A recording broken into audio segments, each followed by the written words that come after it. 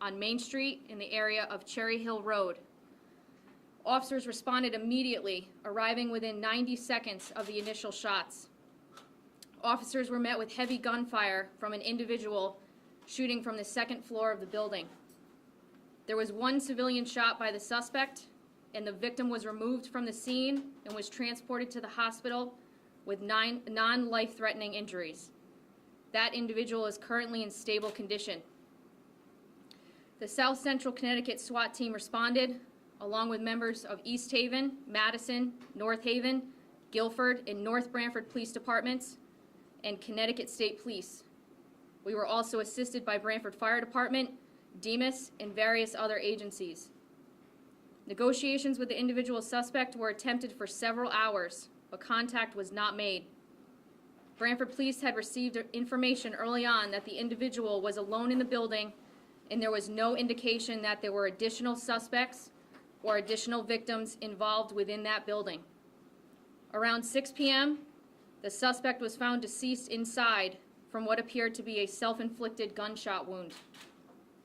The New Haven State's Attorney's Office and the Connecticut State Police Major Crimes will be conducting an investigation as it is still ongoing. No officers or other civilians were injured during this incident. At this time, I'm going to introduce Deputy Chief John Alves of the Brantford Police Department, as well as Detective Lieutenant Dominic Eula.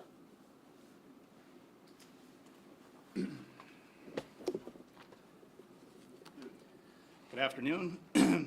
I'm Deputy Chief John Alves. I'd like to say that the #1 priority of our agency is the safety of our community. Yesterday was a very difficult day for the town of Brantford. We are very, very fortunate that more lives were not lost due to this incident. Our officers bravely responded to the report of an active shooter and were on scene in 90 seconds. They were met with a barrage of heavy gunfire, and officers on scene did return fire. One person was shot by the suspect and sustained non-life-threatening injuries. We hope our victim has a speedy recovery. No other officers or other civilians were injured. Many other civilians were terrified, and they were in the vicinity of the gunfire. Many nearby vehicles and homes were damaged. Initial responding officers did a phenomenal job containing the scene and moving citizens to safety. The South Central Regional SWAT team was immediately deployed and responded quickly, along with mutual aid from many area departments. Our investigation is currently in the very early stages. There are many, many unknowns. We will formally identify the suspect pending final autopsy results from the Office of the Chief State's Medical Examiner. Our investigation at this time and preliminary information from the medical examiner leads us to believe that the suspect died from a self-inflicted gunshot wound. I have no information for you regarding the motives of our suspect at this time. Connecticut State Police Major Crimes Division is processing the scene, and they are involved in a joint investigation with Brantford Police detectives. I would like to thank all our partners who quickly and bravely responded to this incident. This includes the Brantford Fire Department, East Haven Police Department, Guilford, North Brantford, New Haven, the Connecticut State Police, the FBI, the New Haven State's Attorney's Office, Homeland Security, and various other agencies and divisions. I would like to thank the public for their cooperation yesterday, for their patience, and those involved for their bravery. If anyone that was involved needs to speak to police or has any additional information to share, we ask that you please contact us at 203-481-4241. Additionally, if any people need assistance in coping with this traumatic event, you can contact the police or the Brantford Counseling Center, who will provide free services to anyone involved in this incident. They can be reached at 203-481-4248. Thank you. At this time, we have about 5 minutes to answer some of your questions that you may have. Just wanted to check, Deputy Chief Alves, if you can tell, based on the gunshot pattern, was the suspect, in your view, aiming at anything or anyone, or was he just randomly shooting? I believe that it's very early in the investigation. We're going to try to find out that there were many, many homes damaged. There were many vehicles damaged. Certainly, shots were intentionally placed. There were shots in a gas pump, rounds located inside a gas pump at Debbie's garage. So that is something that we will be able to determine as the investigation moves forward. Is this a gentleman that you've ever had contact with before, to your knowledge? Again, at this time, we're looking into his background, so we don't have all the details of his background or our prior history with him. So that is something that we will be looking into, and in the future, we could put out that information, what we obtain through our Facebook accounts or other press releases. What kind of weapon was he using? There was multiple weapons involved. I believe Detective Lieutenant Eula may be able to speak to that.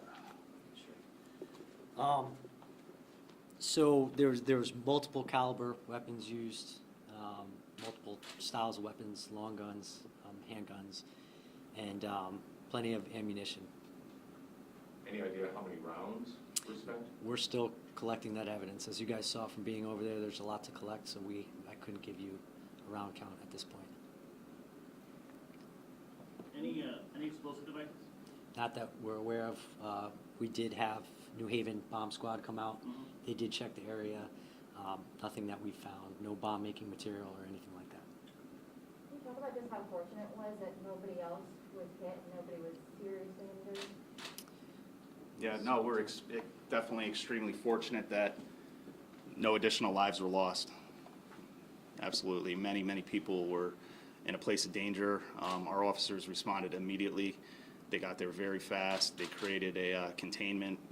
They got many civilians out of harm's way. And, I thank our resources that came to our assistance.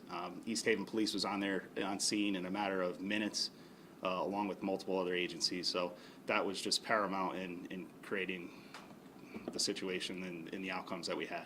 The gentleman who owns the wine shop next to Pepe's, he was the one who was hit in the rear end.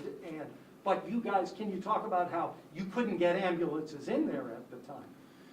Correct. Initially, we knew that one person was shot.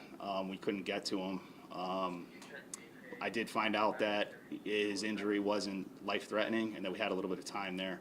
Officers responded, they got to him, and we were able to create a plan to get him out and get him to safety. The fire department was already staging for us, and they did a great job in transporting him immediately. Were his weapons legally owned, registered in his name? You want to answer that one? Yeah, so he did have legally registered firearms. We're still collecting them, so I can't give you exact details on if all of them were registered, but we do know he had several registered firearms. Are you able to say if he was a local person or that he is from out of state or anything about a connection to the town? Yep, he was a resident. He did live here. We're still, again, trying to get his background as to his complete history, but he was a resident of the town. Was that his apartment that he was shooting from? I don't want to go into those details quite yet. As you guys saw, we're still processing it, so there's still quite a bit of information we have to get from. As you're collecting data on the suspect, are you looking into any mental health, hospitalizations, any psychiatric treatment or care? Yes, ma'am. So as you know, with these cases, I mean, that's something we're always going to look into, and that's information we have to develop once we take care of that initial scene and everything that happened there. We'll start working on all that.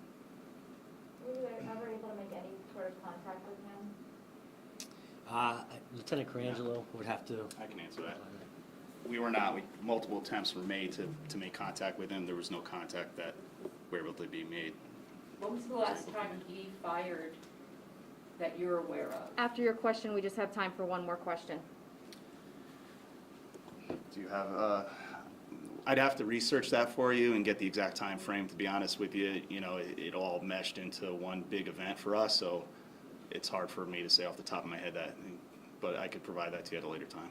Deputy Chief, was there any interaction, a neighbor filing a complaint with the police regarding this man at any time? Not that I'm aware of at this time. I believe there was a complaint made that involved him. I have not had time to research that. That is something that we will be looking into. And thank you very much for coming. Please follow our Facebook page for additional updates, and we appreciate your patience. Appreciate the community. We appreciate the support. There's been an outpouring of support, which has just been great for our officers, and thank you.